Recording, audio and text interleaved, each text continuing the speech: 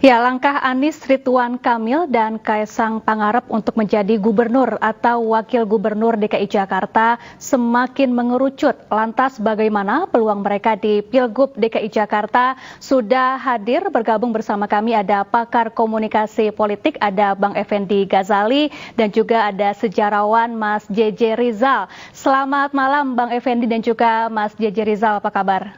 Selamat malam, kabar baik. Halo, selamat malam. Baik, saya ingin ke Bang Effendi terlebih dahulu. Di Bang Effendi ada 3 nama yang mencuat, yaitu Anies Baswedan, Ridwan Kamil, dan juga Kaesang Pangarep di Pilkada Jakarta. Kalau menurut pandangan Bang Effendi nih, siapa yang memiliki peluang paling besar? Halo Bang Effendi. Halo Bang Effendi, bisa mendengar suara saya Bang Effendi? Baik, kita ke Mas JJ Rizal terlebih dahulu. Mas Rizal, ini kalau menurut Anda nih Mas, bagaimana potensi Anies Baswedan yang dikabarkan akan berduet dengan Kaesang Pangarep di Pilkada Jakarta tahun ini?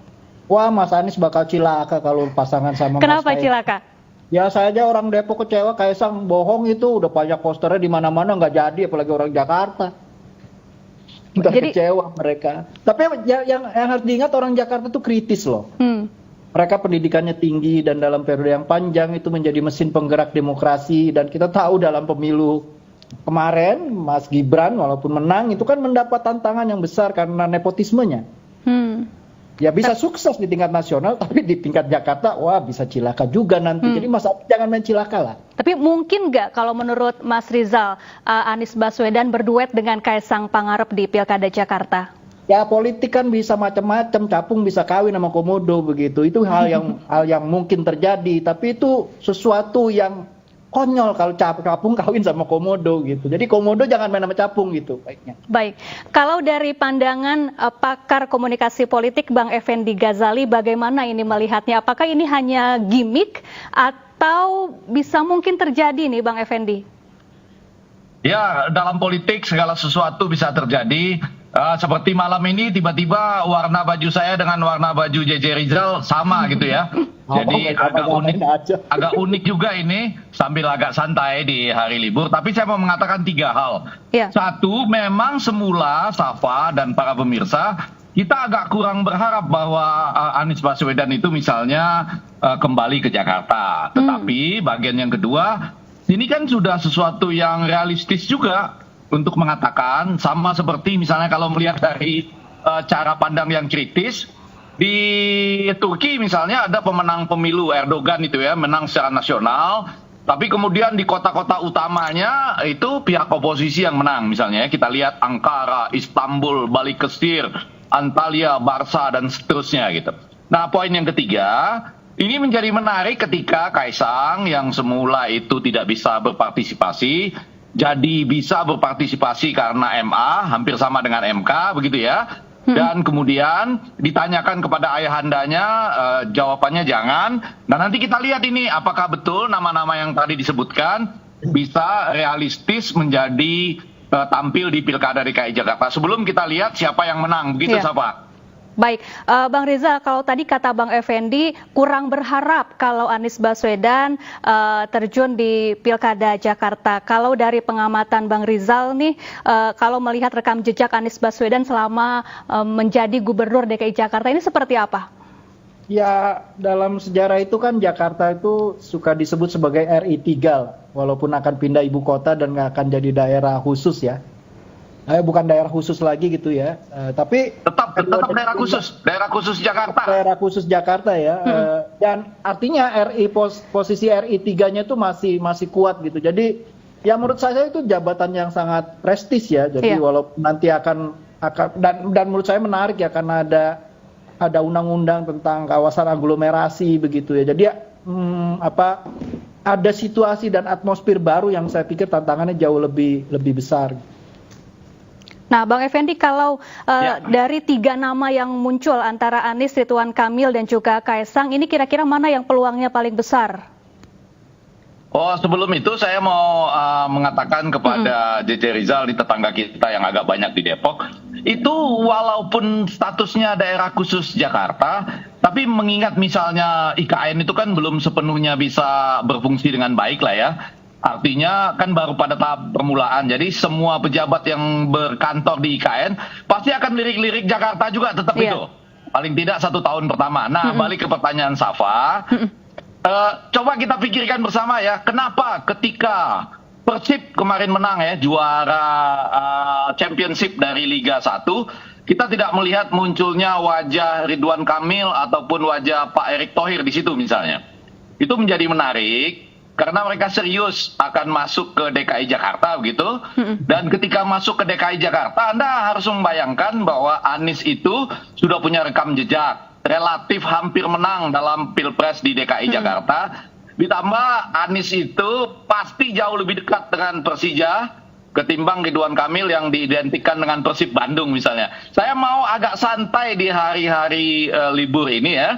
Tapi itu sesuatu yang real loh Safa. Coba Anda bayangkan fenomena terakhir. Ada yang serius mau masuk Jakarta, tapi tantangannya real. Berdasarkan sejarah nih, ada JJ Rizal. Bagaimana misalnya Jakarta identik juga dengan Persija dan bagaimana konteksnya dengan Persib Bandung misalnya.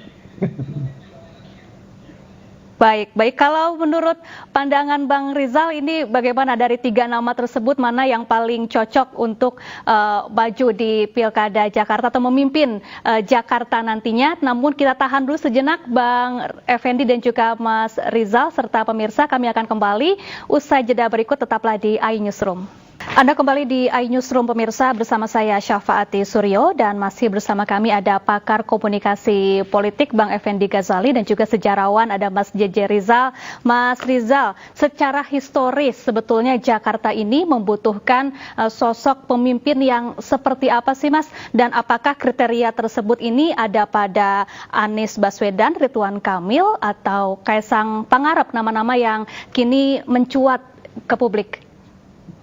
Ya, kita semua sudah tahu ya bahwa tantangan Jakarta tuh kompleks ya, dan tiap zaman punya tantangan zamannya masing-masing, dan kita harus tahu bahwa siapa yang patut dipilih sebenarnya dan mana yang tidak patut dipilih. Mungkin saya pikir orang Jakarta tuh cukup punya pengetahuan dengan peristiwa-peristiwa belakangan ini dan itu bisa menjadi pegangan menurut saya yang penting. Kita bukan bertanya potensi, kita tahu orang yang berpotensi, tapi kita harus lebih tahu mana orang yang berpotensi tidak kita pilih, itu saja menurut saya. Jadi siapa nih kira-kira Mas Rizal? Kalau menurut saya kan waktunya masih panjang ya, masih sampai Agustus ya, tanggal 24 ya. Jadi kita tidak bisa menyebut 3 nama ini, masih ada nama-nama lain yang mungkin akan menimbulkan keajaiban baru gitu, dan harapan baru. Tapi dari 3 nama ini kan kita tahu yang nggak berhak dipilih. Tapi minimal kalau dari kompetensi dan juga rekam jejak setelah melihat Anies Baswedan, Ridwan Kamil dan juga Kaesang Pangarep, bagaimana nih Mas Rizal? Ya itu saya bilang, semua kita sudah tahu rekam jejaknya masing-masing, karena itu pikir yang terpenting yang kita pegang itu adalah siapa yang berhak kita pilih dan berhak tidak mendapat perhatian dari kita, apalagi kita pilih gitu. Baik, kalau dari kriterianya seperti apa nih yang paling cocok memimpin Jakarta ke depan? Yang melalui cara-cara yang demokratis lah, yang adil. Kan ada yang jalannya nggak adil dan tidak demokratis. Baik, yang melalui cara-cara yang demokratis begitu ya, Baik. Karena ini kan acara demokrasi kan. Oke. Baik Bang Effendi, ini nama demokrasi ya Gaber. Baik Bang Effendi Ghazali, ini nama Kaesang Pangarep tiba-tiba muncul di bursa calon kepala daerah di Jakarta. Tanggapan Anda Bang Effendi? Oh iya, saya mungkin agak sealiran dengan JJ Rizal dan para pemikir akademisi dan pemikir demokrasi ya. Jadi kalau cuma disebut 3 nama itu pada sore atau malam hari ini, tentu kita membayangkan Kaesang akan tampil sebagai wakil gubernur ya. Iya. Saya nggak bisa membayangkan kalau dia tampil sebagai calon gubernur gitu. Wah itu bisa agak iya, saya boleh bilang lah pada sore hari ini agak kacau Jakarta kalau dia tampil sebagai calon gubernur. Nah, kalau tampil sebagai calon wakil gubernur seperti tadi yang dibayangkan, maka tentu akan ada yang mengatakan ini melalui proses pembukaan yang demikian khusus pada keputusan MA ya, yang tentunya sekarang masih berhadapan antara lain dengan KPU sendiri saya dengar. belum nanti kalau dikonsolidasikan dengan DPR. Tapi anggaplah itu lolos, maka kita bisa melihat nama-nama lain seperti yang tadi disebutkan oleh Bang Jj Rizal, serta tentunya juga ada di perhatian para pemirsa kita. Tentu Anies katakanlah sedang mencari wakilnya. Nah, pada bagian lain kita dulu mendengar nama Budi Jiwandono juga yang akan kemungkinan berpasangan dengan Kaisang kalau Kaisang jadi maju. Lalu ya Ridwan Kamil dengan Kaisang gitu. Nah, salah satu yang saya ingin sampaikan itu adalah aspek budaya malah tadi Bang Jj Rizal ya. Jadi bukan hanya pada konteks pertanyaan ekonomi politik secara menyeluruh, tapi ada masalah budaya juga. Dalam minggu-minggu ini kita sedang euforia sepak bola kan. Anda harus memikirkan kalau misalnya Kang Ridwan Kamil maju, itu ada jarak psikologis yang cukup besar loh yang harus diatasi antara pendukung Bobotoh ya, Viking itu atau Viking dengan Persija misalnya Macan Kemayoran. Itu salah satunya. Tapi kalau dikatakan pada hari ini siapa yang punya rekam jejak, pasti Anies Baswedan. Tentu tergantung dari wakilnya siapa nanti. Bahwa Ridwan Kamil adalah calon yang kuat, tentu demikian pula. Apalagi kalau misalnya masih bisa berlaku campur tangan yang agak dalam seperti pada konteks di Pilpres ya, yang kemudian dikaitkan dengan katanya bantuan beras dan lain-lain masih terus berlanjut sampai Desember. Artinya ini bukan mendahului seakan-akan nanti ada hal-hal seperti itu, tapi maksudnya kita tentu berharap Jakarta ini menjadi pusat perhatian dari seluruh mata nasional maupun internasional. Tentunya pemilunya jauh lebih demokratis daripada yang bisa kita bayangkan lah gitu. Baik. Jadi kalau dari kacamata kebudayaan ini sepertinya Bang Effendi agak meragukan Ridwan Kamil untuk maju ke Pilkada Jakarta begitu ya. Kalau tanggapan Mas Rizal bagaimana nih Mas? Ya, secara kultural historis memang Anies tuh punya background kultural historis dengan Jakarta yang lebih kuat dari Ridwan Kamil tentu. Tapi Jakarta sekali lagi adalah dia kuali adukan begitu ya. Kota gado-gado mana setiap orang itu dari mana asalnya dia bisa mengorbit dan menjadi orang Jakarta dan belajar menjadi Indonesia.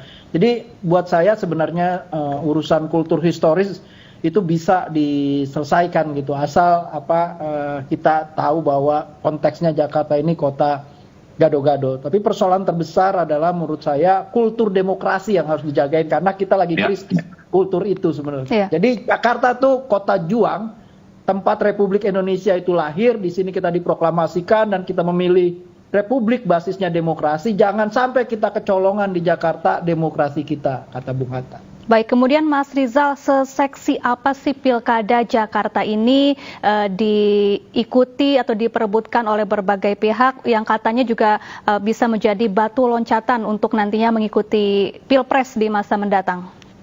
Ya, saya pikir seperti Bang Effendi tadi katakan, untuk beberapa tahun ke depan Jakarta masih memegang peranan sentral ya, dan saya pikir masih menjadi kawasan khusus. Kekhususannya itu yang menurut saya bisa menjadi jalur khusus juga bahwa buat siapapun dari RI 3 menjadi RI 2 atau RI 1 itu kan dalam sejarah selalu disebut gitu, Gubernur Jakarta adalah RI 3 begitu. Dia dekat sekali dengan presiden dan wakil presiden kayak Gigi sama Gusi begitu.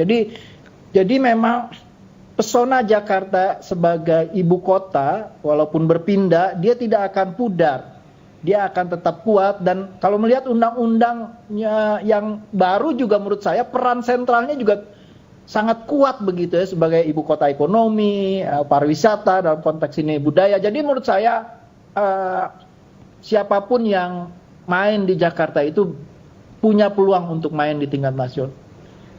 Baik. Pertanyaan yang sama untuk Bang Effendi Ghazali, silakan Bang. Kemudian yang terakhir juga nih Bang Effendi, apakah sudah bisa dalam tanda kutip meramalkan kira-kira berapa poros nantinya di Pilkada Jakarta yang akan ikut berkontestasi? Safa dan para pemirsa, tentu saja kita tahu Bang Anies misalnya ya, itu sudah coba maju memanfaatkan apa yang pernah dia buat untuk Jakarta dan ternyata belum berhasil. Salah satu alasannya adalah persis seperti yang disampaikan oleh teman kita akademisi dan sejarawan Jj Rizal bahwa Ayo dong, demokrasinya ditegakkan sedemikian rupa dan kita tidak mau kehilangan itu di kota juang yang bernama Jakarta ini, gitu ya. Nah, karena itu saya merasa bahwa pada hari-hari ini masing-masing pihak tentu sedang berencana untuk menjawab pertanyaan yang kedua tadi, berapa poros yang akan muncul. Karena belum ada satu partai pun yang bisa langsung ya dengan memegang golden ticket untuk maju seorang diri gitu. Sekalipun PKS masih butuh 2. Nah, dalam bagian lain kita melihat bahwa jangan juga punya pikiran bahwa kemenangan di tingkat nasional bisa langsung berarti sedemikian rupa di Jakarta gitu. Karena kita tahu Jakarta ini relatif setidaknya ya tingkat pendidikan serta kemudian juga bagaimana dekatnya dengan media mainstream maupun dengan media sosial itu jauh lebih terlihat ya, jauh lebih kritis.